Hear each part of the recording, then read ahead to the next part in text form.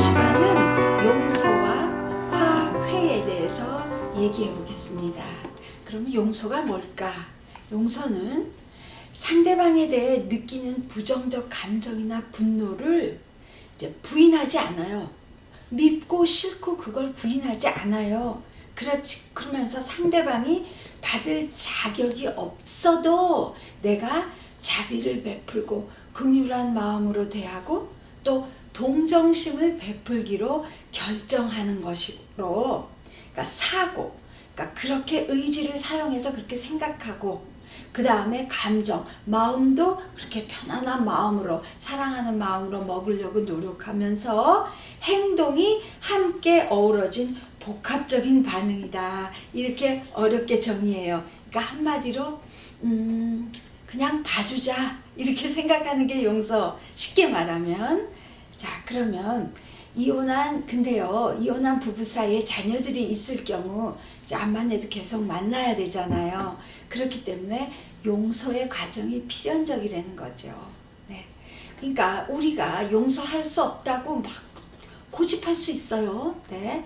그러면 결국은 우리가 우울함에 처하게 되고 또 이제 스스로를 고립시키니까 외롭게 만든다는 거죠. 그렇게 해서 근데요, 이런 상태가 지속되면은 왜 불똥이 엉뚱한 데로 튄다라는 말이 있잖아요. 결국은 그 마음의 불편함이 어디로 가요? 자녀들한테, 제일 가까운 자녀들한테 갈 수 있죠. 그러니까 정말 의지를 사용해서라도 용서하고자 해야 되고요. 그렇지만 어떤 충동적인 용서는 오히려 역효과를 가져온다 그래요. 그러니까 기도하면서, 그러니까 진정한 용서는 그러니까 하나님의 시간에, 그러니까 서로의 마음과 용서의 환경을 하나님께서 만들어 주실 때 가능하다는 거죠. 그래서 우리가 성경에서 용서하면 가장 생각나는 인물이 누굴까요? 요셉이 되겠죠. 생각해 보세요. 요셉은 정말 형들이 아무리 이복 동생이지만 참 대단하죠. 근데 요셉도 너무 초창기에 너무나 어떻게 보면 지혜롭지 못하게 했어요. 너무 아버지 사랑을 받으면서 너무 편안했던 것 같아요. 뭐 예를 들어서 내가 꿈을 꿨는데 이 형들은 다 나를 향해서 무릎을 꿇고 뭐 이렇게 바우한다 그러죠. 고개를 숙이고 뭐 이런 식으로 얘기하니 그것도 아버지 야곱도 너무 편애했고요. 하여튼 이런 식으로 해서 요셉이 이제 종으로 팔려가게 되잖아요. 그렇게 해서 애굽 땅에서 얼마나 고생을 했어요. 그런데 그런 다음에 나중에 우여곡절 끝에 애굽 총리가 되잖아요. 근데 총리가 되자마자 아버지와 형들을 찾아 나서지 않았어요. 그렇죠? 그러니까 하나님의 때를 기다렸죠. 그래서 그 사람들이 가뭄으로 먹을 게 없게 됐을 때 애굽으로 찾아왔을 때 그때 요셉이 이제 여러 과정을 거치면서 내가 당신들의 동생 요셉이요 하면서 이제 아버지를 만나는 그런 행복한 순간을 갖잖아요. 그때 형들이 막 두려워했지만 나는 하나님이, 그러니까 근심하지 말라 그러면서 하나님이 생명을 구원하시려고 나를 당신들 앞서 보냈다 이렇게 얘기하잖아요. 그게 정말 용서의 가장 아름다운 롤 모델인 것 같아요. 그거 늘 생각하시고요. 아까 얘기했듯이 용서 못하는 마음은 결국 자중심적이면서 또 교만한 마음에서 나오는 거라는 거죠. 또 이걸 다르게 해석한다면 곧 내가 다른 사람보다 낫다, better, 나는 더 나은 사람이야 이렇게 얘기하는 걸로 해석될 수 있다는 거죠. 그래서 용서를 어쨌든지 이렇게 하게 되면 하나님의 도우심을 구해서 하나님의 때가 빠르게 오게 해서 이렇게 구한다면 자유로울 수 있고 자신을 구속하는 데서 해방이 가능해지는 거죠. 그래서 이렇게 이제 편지를 쓴다거나 그런 게 좀 더 구체적이거든요. 요새는 왜 텍스트 문자 많이 하죠? 그런 걸로든지 또 이메일 등으로 이렇게 화해의 행위, 아까 그 행위가 들어갔을 때 저 완전하다고 그랬잖아요. 그런 거를 거치면 훨씬 더 효과적이에요. 그런 다음에 싹 잊어먹어도, 네, 내가 뭐 문자를 볼 때 내가 그런 거 잘못했다 뭐 이렇게 하면서 그런 다음에 더 생각하기 싫을 수 있거든요. 싹 잊어버리면 된다 그래요. 잊어버리려고 하는 거. 네. 그 다음에 나는 용서했지만 잊을 수가 없어. 내가 결코 잊지 못하지. 이런다면 또 진정한 용서 아니고요. 네, 그러니까 용서란 사람 힘으로 되는 게 아니라 하나님께서 그 마음을 주셔야 하는 거니까 때로 안 될 때는 기도하면서 기다려야 되는 거겠죠. 자, 그러면 화해는 뭘까? 화해는 그러니까 특별히 이혼했을 때 그 자녀라는 연결고리 때문에 화해 필요한 거예요. 그래서 엄마 아빠가 저기 이렇게 원수처럼 지내게 된다고 생각해 보세요. 그러면 가뜩이나 부모가 이혼함으로써 불안감에 헤매던 자녀들이 얼마나 이 스트레스를 많이 받겠어요. 그쵸? 하나님께서는 우리가 화목하기를 원하신다 그랬어요.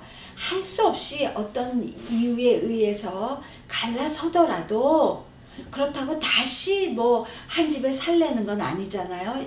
이혼했으면 다르게 살더라도 하나님께서는 고린도후서 5장 18절에 보면 우리가 화목하기를 원하신다 그랬으니까 또 이렇게 화해를 함으로써 부정적인 스트레스가 많이 줄어드니까 그냥 그동안 함께 살았으니까 따로따로 살더라도 잘 살기를 원하고 이런 식으로 좀 더 마음의 여유를 갖는 거죠. 그렇게 하고 이제 자녀들한테 미치는 효과를 생각해 볼 때 화해를 했을 경우와 하지 않았을 경우 예를 든다면 이제 주말에 왜 주중에는 엄마랑 있다가 주말에는 아빠랑 있고 뭐 그런 케이스 많잖아요. 이제 그러면 애들은 운전 못하니까 상대편 배우자가 데리러 왔을 때 물론 보고 싶지 않겠죠. 그쵸? 꼭 미워하는 마음보다도 자식들 앞에 부끄러운 마음 그런 거에서 이렇게 숨고 싶은 마음은 다 정말 동서가 일반적인 그런 성향일 것 같아요. 뭐 서양 사람들은 굉장히 이렇게 진취적이고 외향적이라 우리 동양 사람들보다 쉽게 적응하겠지 절대로 그렇지 않더라고요. 여러 책을 봤을 때. 그러니까 하여튼 그러니까 데리러 왔을 때 잘 애들 보고도 잘 다녀오라고 그리고 상대편 배우자한테도 애들과 함께 오랜만에 좋은 시간 가지라고 웃으면서 그렇게 차를 배웅하면 애들이 떠나는 애들이 훨씬 마음이 좋지요. 만약에 엄마나 아빠가 방에 들어가 가지고 보기 싫다고 애들이 가고 오는 동안 숨어 있다시피 하면 떠나는 애들의 마음은 참 무거워지잖아요. 그러니까 이혼하신 분들 자녀들에게 그런 최소한의 배려를 생각해서 화해하시는 여러분 되기를 바래요. 자, 또 이제 그러면 화해가 뭐야? 화해는 그러면 재결합이야? 그렇게 하면서 그냥 막 연결할 수가 있는데 재결합은 그게 아닌 거죠. 그렇지만 뭐 재혼이거나 그거보다는 훨씬 바람직한 거예요. 왜냐하면 결혼이란 거는 어떤 계약, 컨트랙이 아니라 커비넌트라고 성약이라는 거예요. 서약. 그렇기 때문에 정말 깨지 말아야 되는 것임에 분명하기 때문에 이제 뭐 어떤 사건에 의해서 헤어졌더라도 만약에 재결합의 찬스가 있으면 하는 게 이제 성경적이고 바람직한 건데 이때 조심해야 될 경우 정말 집에 나갔던 사람이 들어온다고 그럴 경우 만약에 그 사람이 나가봤더니 불편하고 암만 해도 집에 있어야 더운 밥 얻어먹기 좋겠고 이런 마음에 그게 있어서 들어온다면 결국은 다시 헤어지는 거거든요. 그러면 더한 아픔이 있으니까 아주 이 전문가들이 4단계를 거쳐가지고 확실하게 한 다음에 받아줘라 그런 얘기를 해요. 그걸 하나하나 말씀드려 볼게요. 첫 번째는 그 나갔던 사람, 그러니까 이혼을 주도했던 사람이 자신의 죄를 인정해야 되고 그 다음에 내가 내가 나로 인해서 온 식구에게 미쳐진 상처에 대해서 내가 그 짐을 지겠다는 책임을 다하겠다는 어떤 의지를 보여야 되고, 그 다음에 이제 내가 여지껏의 행동을 뉘우치고 개선할 의사를 표현해야 되면서, 마지막으로 나를 긍휼히 여겨달라고, 불쌍히 여겨달라고, 적어도 이런 비슷한 과정을 거쳤을 때 재결합의 과정으로 들어가야 되고요. 또 어떤 사람들은 이제 이혼한 전 배우자가 다른 사람하고 재혼을 했는데, 재혼해봤더니 별거 아니거든요. 사람이 뭐 거기서 거기죠, 그쵸?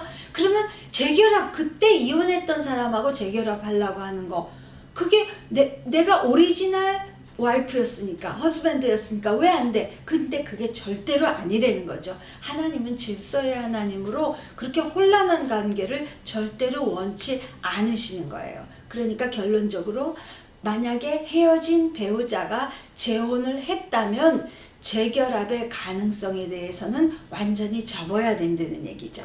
아시겠어요? 말씀 하나 나눌까요? 자, 마태복음 6장 15절에 너희가 사람의 과실을 용서하지 아니하면 너희 아버지께서도 너희 과실을 용서하지 아니하시리라. 아멘. 감사합니다. Morning has broken like the first morning. Blackbird has spoken.